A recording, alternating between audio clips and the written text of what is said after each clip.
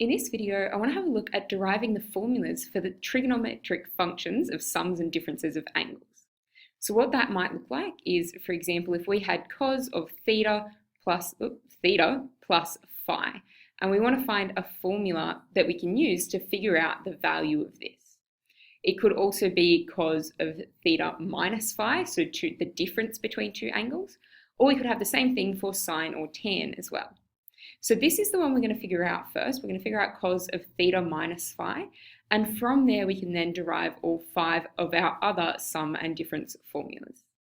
So to derive these formulas, we're going to have a look at our unit circle. So our unit circle has a radius of 1. Now we're going to pick a point on our unit circle. We're going to call it P. And so we've got this angle here. So we're going to call this angle theta. So we know that from when we were looking at our angles of any magnitude and we first started looking at the unit circle, that our x-coordinate is equivalent to cos of our angle. So we're going to have cos theta, and then our y-coordinate is equivalent to sine of that angle. So we'd have sine theta.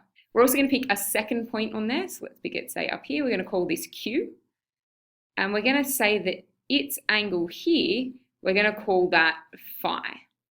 So that means the coordinates of Q are going to be cos of phi, sine of phi.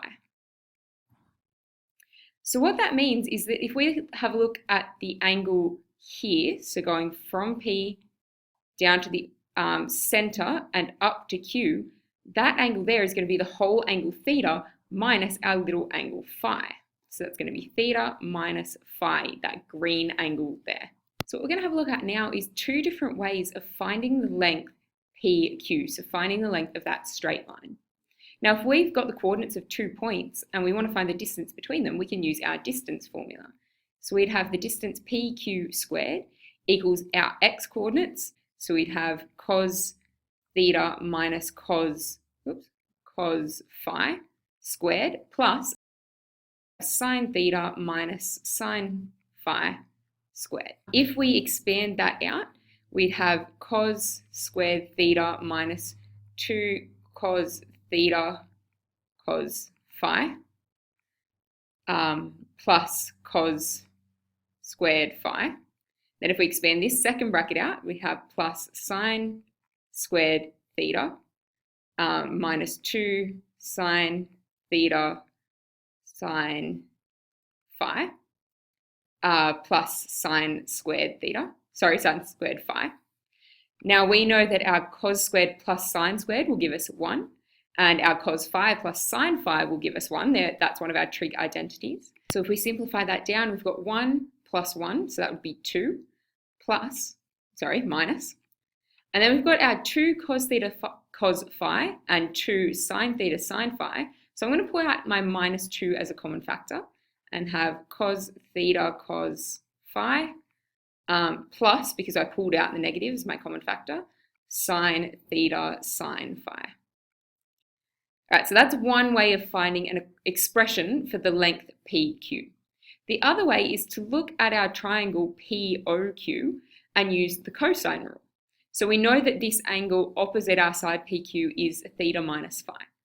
So we can have PQ squared equals this side and this side are both going to be 1 because we're looking at our unit circle. So we'd have 1 squared plus 1 squared minus 2 times 1 times 1 times cos of our angle, which was our theta minus phi.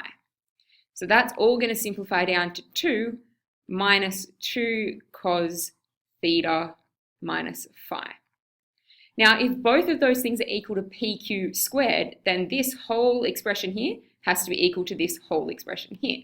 Now, if we subtract 2 from both sides of that equation, that gets rid of these, and then we just have minus 2 outside of this equals minus 2 times cos theta plus phi. So if we divide both sides by minus 2, that'll cancel out those, and we'll just end up with cos theta cos phi plus sine theta, that's a plus, sine theta sine phi is equal to cos of theta minus phi. So this is our first sum and difference formula. Now we have 5 more we have to find. Luckily, we don't have to go through that whole process for all of them. Now that we've got this one, we can just manipulate it. So the next one we want to find is cos of theta plus phi. To do that, in here, we're going to replace our phi with a minus phi in everything. So that would make this a minus minus, would give us a plus. On this side, it would give us cos theta, cos of minus phi, plus sine theta, sine of minus phi. Now we know that because cos is an even function, that cos of minus phi is just the same as cos of phi. So that would give us cos theta cos phi. But we also know that sine is an odd function, and that means that sine of minus phi is actually going to equal minus sine of phi. So that's going to change this whole term into a minus sine theta sine phi. So this is our second formula. The next one we want to find is sine of theta plus phi. Now to do that, we're going to go from this first one again. And instead of theta, we're going to replace our theta with a 90 minus theta. So that's going to give us cos of 90 minus theta plus phi. It's equal to cos of 90 minus theta cos phi plus sine of 90 minus theta sine phi. Now we know that sine and cos are complementary angles. So if we've got cos of 90 minus theta, that's just equal to sine theta, and we still have our cos phi. And our sine of 90 minus theta is cos theta. So we're going to have cos theta sine phi. Now over this side, if we lump our theta plus phi together, then this is going to be cos of 90 minus this angle, which was equivalent to sine of theta plus phi. So this is our third formula. The next one we want to find is sine of theta minus phi. And we're going to do the same thing we did to get from our first equation to our second one. We're going to start with this equation here, and we're going to replace our phi with a minus phi instead. So replacing it with the phi gives us this on our left-hand side. On the right-hand side, it's going to give us sine theta cos of minus phi plus cos theta sine of minus phi. And again, because cos is saying cos, so I'm writing cos as well. That's a sine theta. Because cos is an even function, then cos of minus phi is just equivalent to cos of phi. And I've got cos theta. And because sine's an odd function, this is going to be equivalent to minus sine phi, which is going to change this plus to a minus. So we're going to have minus sine of phi, not theta. I'm writing everything wrong. Sine of phi. All right, so this is our fourth one. All right, so we've got our sine and cos sums and differences. Now we want to have a look at tan. So we know that tan theta is sine over cos. So that means if we want tan of theta plus phi, that's going to be sine of theta plus phi over cos of theta plus phi. So we're going to use these formulas that we've already got and replace these here. What we do next is we're going to go through and divide all four of these terms by this term here, our cos theta cos phi. So if we have a look at this term here divided by this one, so we've got sine theta cos phi divided by cos theta cos phi, our cos phi's would cancel out and we'd have sine theta over cos theta. And we know that sine theta over cos theta is tan theta.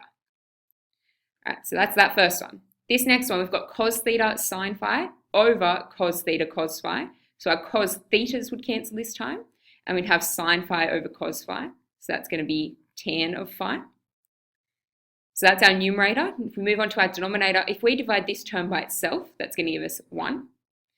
Now this one, we're going to have a sine theta sine phi over cos theta cos phi. So because nothing's cancelling out, our sine theta over cos theta gives us tan theta, and our sine phi over cos phi gives us tan phi. So this is our fifth formula. Our last formula we need is tan of theta minus phi. So if we go through that same process, we know that tan is equal to sine of theta minus phi over cos of theta minus phi. So we're going to go through that same process. We're going to substitute in the formulas that we already have.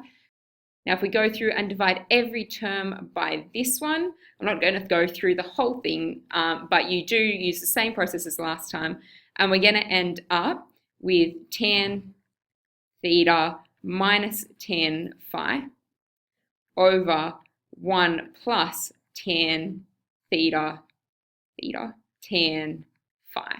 So that is our last and sixth formula. So these are our 6 sum and difference formulas that you need to know. On your formula sheet, you get these 3. So you only get the sums of angles, not the differences of angles, but we can just change our positives and our negatives all around and you get the other 3 as well. All right, so that's having a look at how we get those formulas. In another video, we'll have a look at how you can use those to answer questions.